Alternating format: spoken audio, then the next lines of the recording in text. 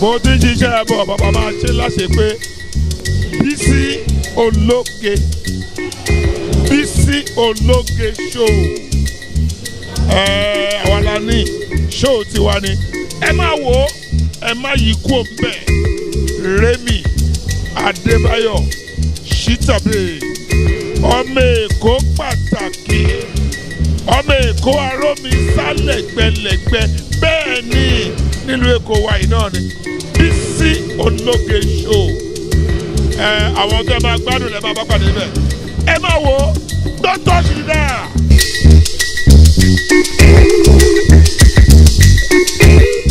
Better they come, oh, better they come. Better they come, oh, better they come. Ọlámbọ̀ wá dára gbogbo ọmọ Nàìjíríà. Better they come, oh, better they come. Better they come, oh, better they come. Ọlámbọ̀ wá dára gbogbo ọmọ Nàìjíríà. Ó ń bọ̀ wá. Bọ́lá mi Ahmed fún Yorùbá ti Ìgbò pẹ̀lú Haúsá. Ó ń bọ̀ wá. Bọ́lá mi Ahmed fún Yorùbá ti Ìgbò pẹ̀lú Haúsá. Better they come, oh, better they come. Better they come, oh, better they come. Ọlámbọ̀ wá dára gbogbo ọmọ Nàìjíríà.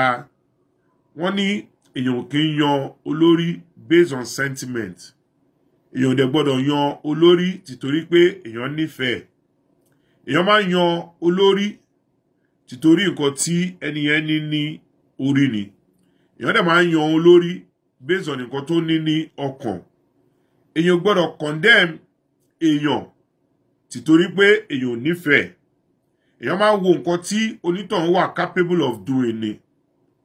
Bọ́lá Tinubu ti fi wọ̀n wá pé òun ní nǹkan tó tọ́ láti fi lè rule orílẹ̀-èdè Nàìjíríà. Lóòótọ́ èmi ni mo ní Bọ́lá Tinubu ò dáa. Ní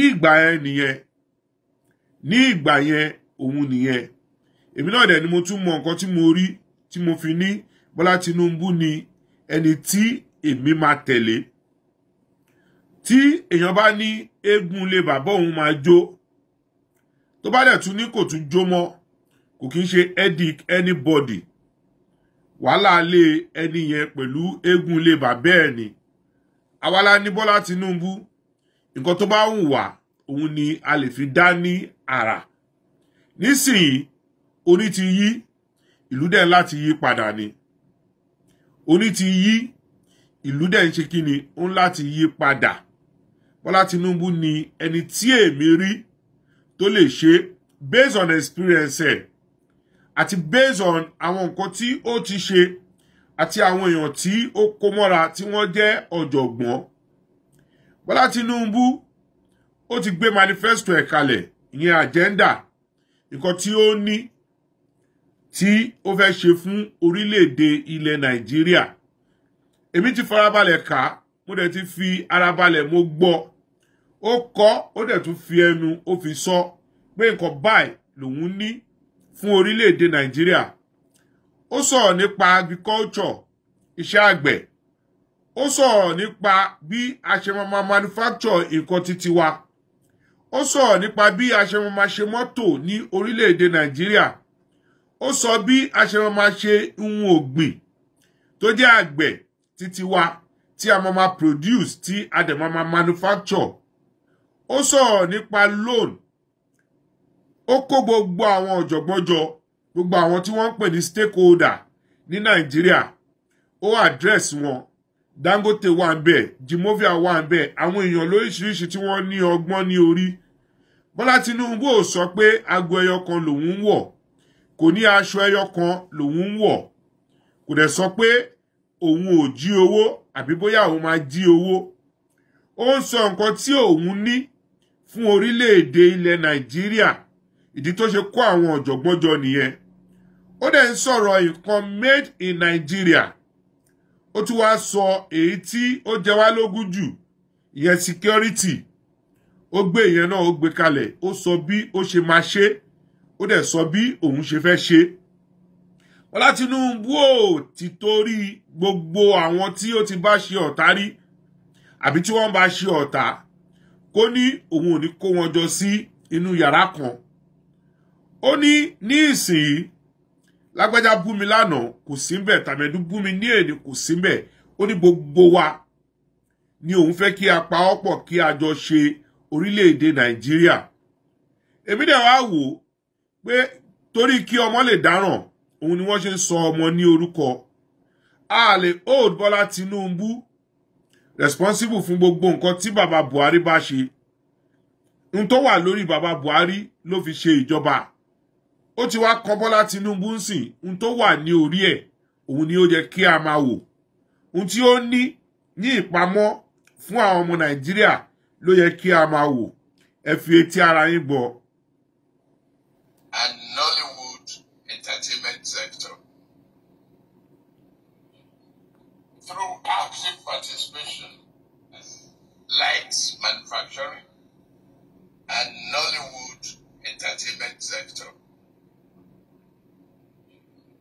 Through active participation in digital economy, we shall make Nigeria a leader instead of a bystander.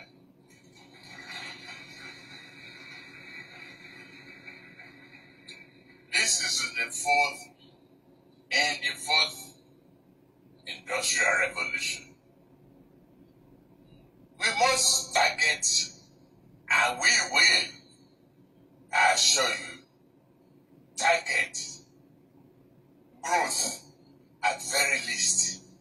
We must achieve GDP growth of minimum 6%, if not 10% per annum. Promote agriculture. We shall continue to press reforms in the sector that will increase productivity, improve farm incomes, while lowering food prices and bring enough food to the table of ordinary people.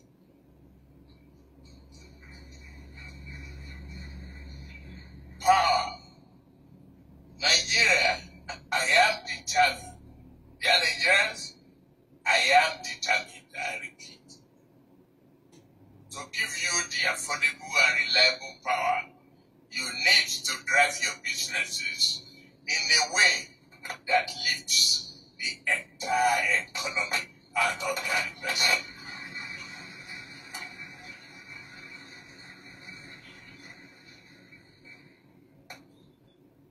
We must produce. We cannot produce without constant electricity. It's crucial. And we have what it takes to bring this electricity to you all. We have the gas. We have the sun.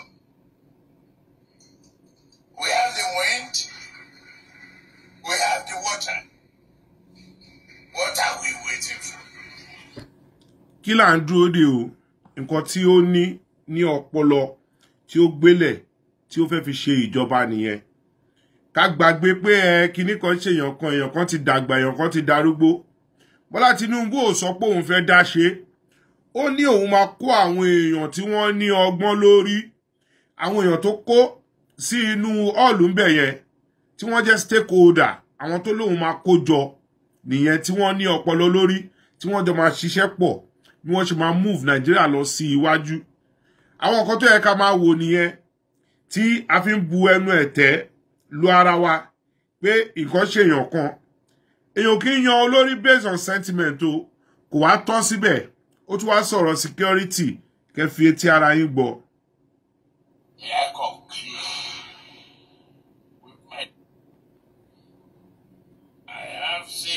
Single important point for last. May I conclude with my thought on security. We shall continue to fight against insecurity by redefining our counterinsurgency doctrine and practice. Our response to terror, kidnapping, and violent criminality will be defined by the following elements. shall enlist more people in the armed forces, security services, and the police. Our forces shall be given better tactical communication mobility as well as improved area and ground surveillance capacity.